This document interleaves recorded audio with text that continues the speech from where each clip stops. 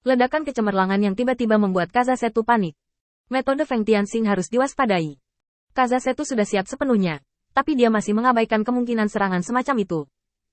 Karena dalam penilaian Kazasetu, Li Goudan adalah anggota yang sangat penting dari bawahan Feng Tianxing, dan dia telah dikirim untuk mengirim pesan setidaknya 2 kali, jadi tidak mungkin membiarkan orang luar melakukan ini.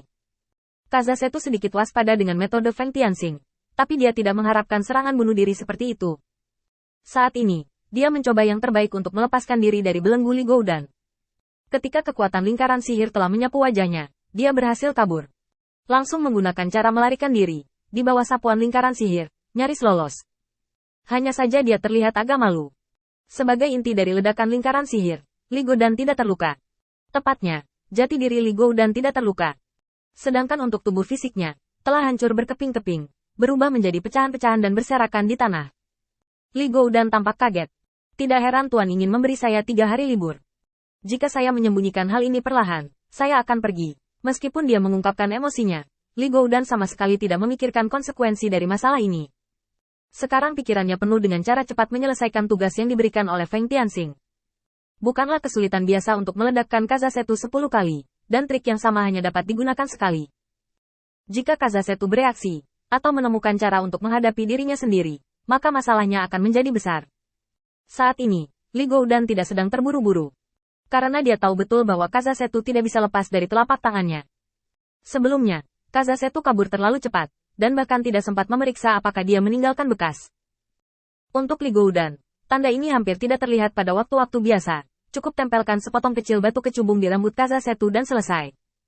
Hanya menutup matanya untuk merasakannya, Kazasetu langsung mengikutinya. Kazasetu sedang berbaring di Bluestone dalam keadaan berantakan. Untuk mencegah Feng Tianxing tertangkap, dia juga secara khusus memilih tempat lain sebagai titik teleportasinya, hanya untuk mencegah Feng Tianxing tertangkap. Sialan, anjing yang luar biasa, sudah mati. Kazasetu, yang kembali sadar, juga mengutuk. Benar-benar tidak ada yang bisa dia lakukan. Ambil semua tindakan pencegahan. Jangan pernah berpikir bahwa pihak lain akan naik dan meledakkan dirinya sendiri. Siapa yang bisa memprediksi ini? Setelah pemeriksaan singkat tubuhnya, dia tidak menemukan kecubung yang ditinggalkan oleh Li Goudan. Dia mengambil napas dalam-dalam dan butuh waktu lama untuk menekan emosinya. Saat dia hendak berkemas dan kembali untuk membahas rencana jangka panjang, sebuah suara familiar terdengar tidak jauh darinya. Apa yang kamu lihat, adik kecil? Berbalik tiba-tiba, saya melihat monster yang telah meledak sebelum tiba-tiba muncul, dan kedua belah pihak berada pada jarak 10 meter. Anda. Kazasetu tidak punya waktu untuk mengutuk, juga tidak punya waktu untuk mencari tahu apa yang sedang terjadi. Karena dia melihat, di dada Li Goudan, cahaya putih yang menyilaukan itu mengembun, yang berarti dampak destruktif dari mesin sebelumnya akan muncul lagi. Saat lingkaran sihir meledak tadi, Kazasetu bisa melihatnya dengan jelas. Di ujung garis pandangnya, lingkaran cahaya putih muncul.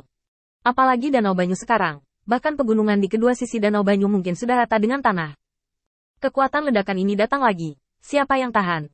Segera menggunakan cara melarikan diri. Kali ini dia langsung kembali ke kamp. Begitu dia mendarat, Kazasetu memerintahkan. Semuanya segera bersiap. Ketika seseorang datang, segera bunuh dia. Segera setelah perintah Kazasetu diberikan, setan yang tak terhitung jumlahnya mengerumuni, mengepung Kazasetu di tengah, dan hanya menunggu lawan yang dia katakan muncul sebelum memberinya pukulan yang menggelegar. Tenang, lingkungannya damai. Tapi Kazasetu sama sekali tidak bisa tenang, dan dia melihat sekeliling dengan gugup. Jika ada sedikit kesalahan saat ini, pihak lain akan mendatanginya. Sejenak kelalaian, mungkin ingin mereka. Kazasetu hanya bisa mempercepat detak jantungnya. Pernapasan mulai terasa berat. Namun setelah menunggu lama, dia masih belum melihat sosok Li Goudan.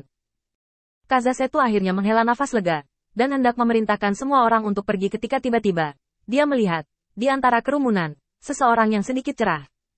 Lampu berkedip-kedip. Jaraknya sekitar 20 langkah dari posisinya. Oh sial. Kazasetu tiba-tiba mengutuk, dan saat berikutnya dia menggunakan kemampuannya untuk pergi. Tidak lama kemudian, dia mendengar suara gemuruh di kejauhan. Pada saat ini, wajah Kazasetu menjadi pucat. Dia benar-benar tidak menyangka Li Goudan akan sangat licik. Dia meledakkan dirinya lagi dan lagi, seolah-olah dia memiliki nyawa yang tak terhitung jumlahnya. Mungkinkah Feng Tianxing secara khusus menggunakannya untuk berurusan denganku? Berapa banyak orang seperti itu yang dia miliki? Atau apakah dia mampu menghindari gangguan penghancuran diri? Kenapa tepatnya? Tepat saat wajah Kazasetu berubah menjadi pucat, sebuah suara familiar muncul kembali. Kali ini, jaraknya 30 langkah. Apa yang kamu lihat, adik kecil. Ledakan. Kazasetu tidak bisa mengatasi gelombang yang tiba-tiba itu. 30 langkah sudah cukup untuk membuat cahaya memudar.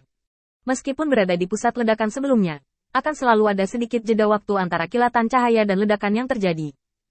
Pertama kali, dia masih sempat melepaskan diri dari belenggu Li Goudan, tapi kali kedua dia hanya sempat bereaksi dan terkejut, dan ketiga kalinya dia melihat cahaya sudah terlambat. Tapi kali ini, dia tidak bisa menemukan lingkaran sihir sama sekali. Kecemerlangan yang memikat dan gelombang udara yang menyapu mendorongnya ke satu sisi. Pada saat kritis, Kazasetu akhirnya meletus dengan keinginan kuat untuk bertahan hidup. Meski tubuhnya telah diterbangkan, dia tetap menggunakan cara untuk melarikan diri. Baru kali ini, lingkungan menjadi sunyi, dan tubuhnya juga terampas ke sisi gunung. Dan masih ada puluhan langkah lagi dari tempat dia berteleportasi. Dia memuntahkan seteguk darah, dan merasa jauh lebih baik di dadanya. Kazasetu berjuang untuk berdiri, melihat ke kejauhan, dan ingin mengamati sekelilingnya lagi. Tampaknya tugas hari ini bisa diselesaikan dengan sempurna, dan kamu tidak bisa bersembunyi darinya. Kalimat ini terjadi hampir bersamaan dengan ledakan lingkaran sihir. Li Goudan menjadi semakin mahir dalam menggunakan lingkaran sihir. Setelah meledakkan kali ini, dia langsung bersembunyi, lalu mencari lokasi batu kecubung dengan rohnya. Seperti yang dipikirkan Li Goudan, di bawah serangannya yang terus-menerus, Kazasetu tidak punya waktu untuk bereaksi sama sekali. Menemukannya. Pada saat berikutnya, tubuh Li Goudan meleleh, dan kemudian dia terlahir kembali dengan cepat di batu kecubung yang tertinggal di rambut Kazasetu. Dan semua ini hanyalah operasi Li Goudan sendiri, pedang terbang di atas reruntuhan danau banyu. Tubuhnya tidak pernah bergerak,